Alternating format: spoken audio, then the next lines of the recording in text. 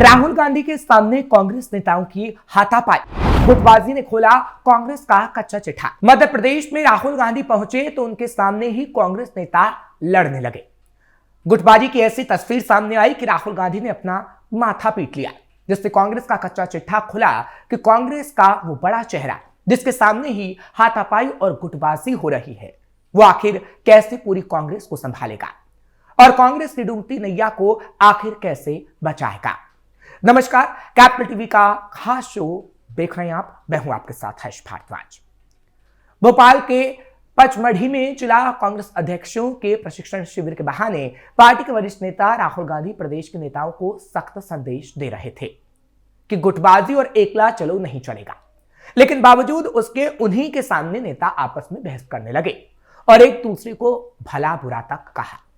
दरअसल केंद्रीय संगठन तक ये बात पहुंची कि प्रदेश में कांग्रेस अलग अलग धड़ों में बटी है और वरिष्ठ नेता सहयोग नहीं कर रहे हैं। नई टीम को काम करने में असुविधा हो रही है और उसी को लेकर राहुल गांधी मध्य प्रदेश पहुंचे थे कि सब कुछ ठीक ठाक कर पाए, लेकिन ऐसा हुआ नहीं और कांग्रेस के नेता आपस में ही लड़ने लगे। अशोभनीय शब्दों का इस्तेमाल तक किया गया। हालांकि ऐसी तस्वीरें पहले भी सामने आई हैं, जब कांग्रेस के एक बड़े नेता के सामने ऐसा हुआ था और एक बार फिर राहुल गांधी के सामने ऐसी तस्वीर सामने आई। यह आपको बता दें कि मध्य प्रदेश में पूर्व केंद्रीय मंत्री अरुण यादव, अजय सिंह हो या फिर डॉक्टर गोविंद सिंह अलग थलग पड़े हुए हैं। कमलेश्वर पटेल तो सार्वजनिक तौर पर प्रदेश प्रभारी हरीश चौधरी और प्रदेश अध्यक्ष जीतू पटवारी का विरोध तक कर चुके हैं और कह चुके हैं कि कांग्रेस में सब कुछ ठीक ठाक नहीं चल रहा है। पूर्व मुख्यमंत्री दिग्विजय सिंह ने भी कहा कि एकला चलो नहीं चलेगा, सबको साथ लेकर चलना होगा, ये कांग्रेस को समझना होगा।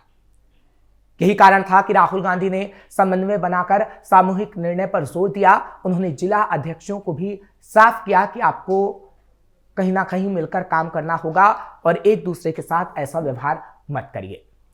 प्रदेश से लेकर ब्लॉक स्तर तक एक दिशा में काम करना होगा, तभी अच्छे परिणाम आएंगे। लेकिन ये कहने के बावजूद राहुल से कांग्रेस के नेताओं ने एक दूसरे नेताओं की शिकायत की।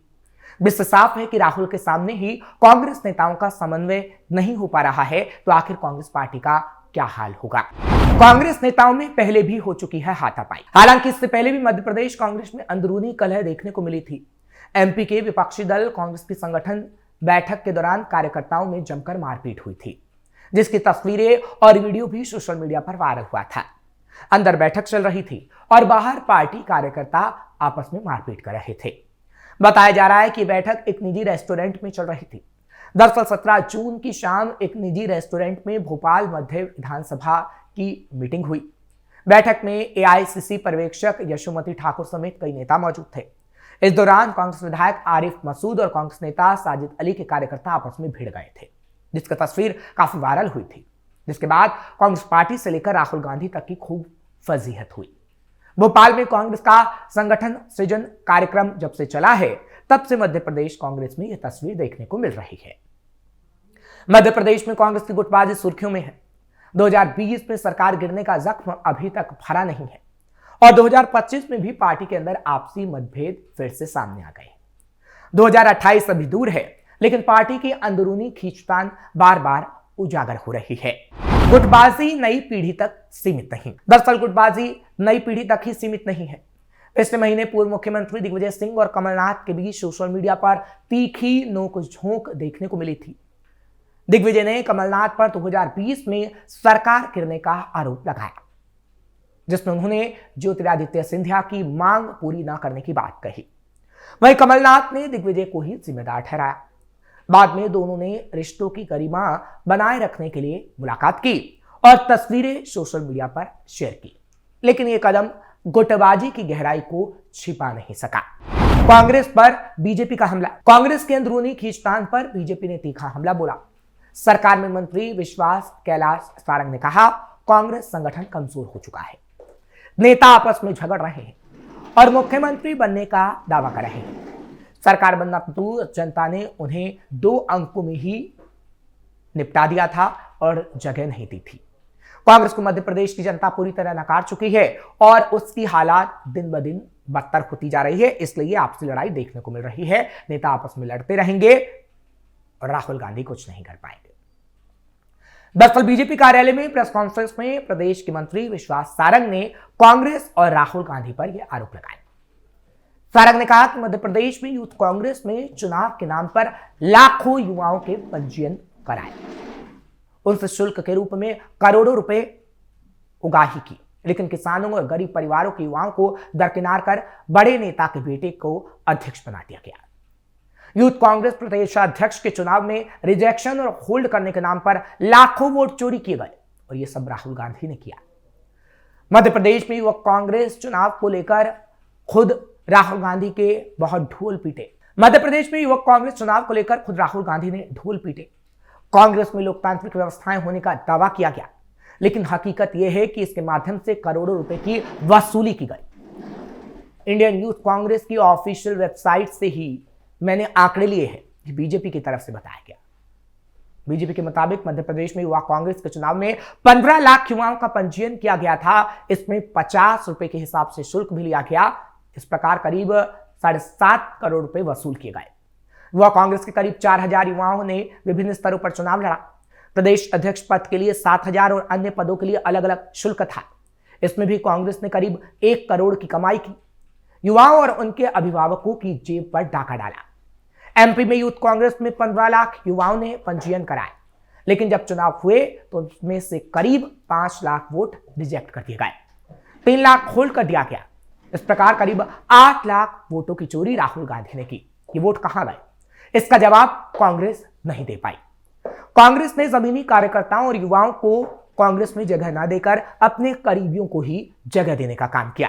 ये सारे आरोप बीजेपी की तरफ से लगाए गए और कहा गया कि जिस तरीके से गुटबाजी हो रही है वो भी ये दर्शाता है कि राहुल गांधी अब पूरी कांग्रेस पार्टी को संभाल नहीं पा रहे हैं। उपचुनाव को लेकर भी भिड़ गए कांग्रेस नेता, चले लात घूसे। राजस्थान में राजनीतिक हलचल तेज है। शनिवार की देर रात पूर्व मुख्यमंत्री अशोक गहलोत कोटा रेलवे स्टेशन पर पहुंचे। वो अंता विधानसभा उपचुनाव के अंतिम दिन सभा को संबोधित करने के लिए 12 जिले जा रहे थे, लेकिन स्टेशन पर कांग्रेस पार्टी के अंदरूनी कलह सामने आ गई। गहलोत जैसे ही ट्रेन से उतरे वैसे ही 2 गुटों के समर्थक भिड़ पड़े। एक तरफ शांति धारावाल के समर्थक थे तो दूसरी तरफ प्रहलाद गुंजल के। दोनों तरफ से जोरदार नारेबाजी शुरू हो गई। बात इतनी बढ़ गई कि समर्थकों में धक्का मुक्की होने लगी, लात घूंसे चले और स्टेशन पर माहौल गर्म हो गया। पुलिस ने किया बीच बचाव। पुलिस ने हालांकि बीच बचाव करने की कोशिश की, लेकिन समर्थकों ने पुलिस से भी बहस कर ली, हाथापाई की। नोकझोंक इतनी तेज थी कि हालात बेकाबू होने की कगार पर पहुंच गए। दिलचस्प बात यह रही कि पूरे हंगामे में धारीवाल और गुंजल कहीं नजर नहीं आए। वो गहलोत के स्वागत के लिए भी नहीं पहुंचे। गहलोत ने ज्यादा देर रुकना ठीक नहीं समझा और सीधे गाड़ी में बैठकर बारां के लिए रवाना हो गए। अपने अपने नेता की ताकत दिखाते रहे समर्थक। पूर्व मंत्री शांति धारीवाल और लोकसभा चुनाव के वक्त बीजेपी छोड़ कांग्रेस में शामिल हुए प्रहलाद गुंजल ने लोकसभा चुनाव कांग्रेस से लड़ा था। गुंजल के कांग्रेस में शामिल होने के बाद से ही लगातार गुंजल के समर्थक और शांति धारीवाल के समर्थक कांग्रेस के बड़े कार्यक्रमों में अपने नेता की ताकत दिखाने के लिए नेताओं के नाम से नारेबाजी करते हैं। पिछले दिनों कांग्रेस जिला अध्यक्ष के आवेदन लेने के लिए दिल्ली से पहुंचे पर्यवेक्षक के सामने भी कांग्रेस कार्यकर्ता में जमकर हंगामा हुआ था। दोनों ही नेताओं के समर्थकों ने अपने अपने नेताओं के नाम से नारेबाजी की थी। पूर्व मंत्री शांति धारीवाल अशोक गहलोत के खेमे के माने जाते हैं, जबकि गुंजल गोविंद सिंह डोटासरा और सचिन पायलट के नजदीकी हैं। अब तक 3 बार लड़ चुके धारीवाल और गुंजल। शांति धारीवाल और प्रहलाद गुंजल के बीच 3 विधानसभा चुनाव हो चुके हैं। बीजेपी में रहते हुए प्रहलाद गुंजल शांति धारीवाल के सामने 3 बार विधानसभा चुनाव लड़ चुके हैं, जिसमें से 2 बार शांति धारीवाल ने जीत दर्ज की है, जबकि 1 बार गुंजल ने धारीवाल को शिकस्त दी है। अब दोनों नेता एक ही पार्टी कांग्रेस में है, लेकिन दोनों नेताओं और उनके समर्थकों के बीच अब तक तालमेल बैठ ही नहीं पाया है। यही वजह है कि जब भी कांग्रेस का कोई बड़ा कार्यक्रम या कांग्रेस का कोई बड़ा नेता कोटा में आता है तो दोनों नेताओं के समर्थक अपने अपने नेता की ताकत दिखाने में पीछे नहीं रहते और हाथापाई तक हो जाती है, जिससे राहुल गांधी तक संभालने में नाकाम होते हैं। ऐसे में कांग्रेस का भविष्य साफ नजर आता है कि अगर ऐसी ही तस्वीरें रोजाना आती रही तो कांग्रेस एक दिन शून्य पर सिमट जाएगी। फिलहाल आपको ये खबर कैसी लगी कमेंट सेक्शन में जरूर बताएं। खबर को लाइक शेयर करें, कैपिटल टीवी को सब्सक्राइब करना मत भूलिएगा।